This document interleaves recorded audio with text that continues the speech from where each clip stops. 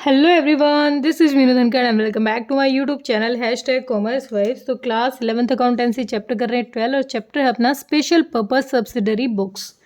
अब हमने इसके 9 क्वेश्चन कर लिए हैं और 10 क्वेश्चन में ये क्या पूछ रहा है, ये कह रहा है कि रीजन के साथ बताना है हमें कि ये जो ट्रांजेक्शन है ये कहाँ रिकॉर्ड होंगी।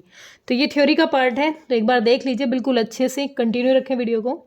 Name the books of original entry with the following transaction will be recorded with the reason thereof. हमें वो रीजन भी बताना है क्यों रिकॉर्ड की जाती है। अब सुनो, goods purchase from Ramlal 5000 on credit. अब देखो, अगर सिंपली मैं इसको ट्रांजेक्शन के थ्रू बताऊं तो ये क्या ट्रांजेक्शन होगी। हमने गुड्स खरीदे, हमने परचेज की है, तो purchase account debit, purchase account debit कितने के, 5000 के। ऑन क्रेडिट का है, उधार में का है, किससे, to Ram account, to Ram's account, कितने के, 5000 के। अब देखो यहाँ पर हमारी कौन सी बुक पे असर पड़ रहा है, परचेज किया तो परचेज बुक पे असर पड़ रहा है। अगर कैश होता तो कैश बुक पे असर पड़ जाता, तो हमें कौन सी बुक प्रिपेयर करनी है, परचेज बुक। जनरल एंट्री करके देख लिया करो। सेकंड कहता है provision for doubtful debts created at the rate 5% on debtors with books of 10,000। अब बैड डेट्स हो गया है 5%, किसका, 10,000 का। 10,000 है, 5% अपना पैसा डूब गया है, कितना डूब गया, 500 रुपीज़ हमारे डूब गए, बैड डेट्स हैं। तो एंट्री क्या हुई होगी, bad debts account debit. Bad debts अपना एक्सपेंस है, तो बैड डेट्स अकाउंट डेबिट, कितना अमाउंट, 500। ऑन डेटर्स कोई भी डेटर हो सकता है, तो 2 हमारा क्या होगा, डेटर्स।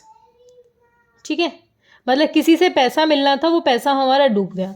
यहाँ पर कैश पे इफेक्ट नहीं पड़ रहा, यहाँ परचेज पे नहीं पड़ रहा, सेल्स पे नहीं पड़ रहा, सेल्स रिटर्न पे नहीं पड़ रहा, परचेज रिटर्न पे नहीं पड़ रहा। तो किस पे असर पड़ रहा है, जब किसी चीज़ पे असर ना पड़े तो वो नॉर्मली क्या हो जाएगा, जनरल प्रॉपर में डाल दिया जाएगा। ठीक है, ये थ्योरी है। और एंट्री नहीं करोगे ना तब तक समझ में नहीं आएगा। तो ये कहाँ रिकॉर्ड की जाएगी, जनरल प्रॉपर में की जाएगी। उसके बाद डिफेक्टिव गुड्स थे sold to Babita on credit 4000 was return. अब रिटर्न हो गई है, सेल्स रिटर्न हुई है, और किससे रिटर्न हुई है, हमें हमारे पास आया है, तो हमारे क्या एंट्री हो जाएगी, सेल्स रिटर्न अकाउंट डेबिट। कितने के रिटर्न हो गए हैं, 4000 के। किससे रिटर्न हुए हैं, टू बबीता। हमने sales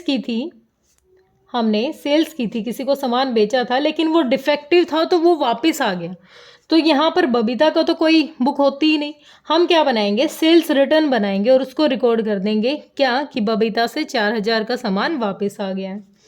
purchase furniture on credit mister Ratan Singh 15,000। Furniture खरीदा है तो एसेट है, तो furniture account debit, furniture account debit कितने का, 15,000 का। अब कैश में नहीं खरीदा, किस में खरीदा है, क्रेडिट खरीदा किससे, टू मिस्टर रतन सिंह, रतन सिंह से खरीदा है। ठीक है, अकाउंट 15,000।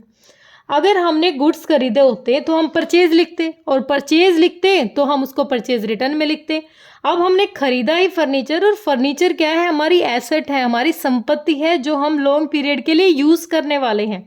तो यहाँ पर मुझे ऐसा लग रहा है कि यहाँ पर परचेज सेल्स कुछ यूज़ ही नहीं हो रहा, तो इसको नॉर्मली क्या हो जाएगा, जनरल प्रॉपर में इसकी एंट्री कर दी जाएगी। तो ये बिल्कुल परफेक्शन के साथ मैंने कोशिश की है आपको बताने के लिए। होप क्लियर हुआ होगा बेटा। लेकिन फिर भी आपको कोई दिक्कत परेशानी हो तो मैं आपके साथ हूँ, आप कमेंट सेक्शन में डालिए। थैंक यू सो मच बेटा।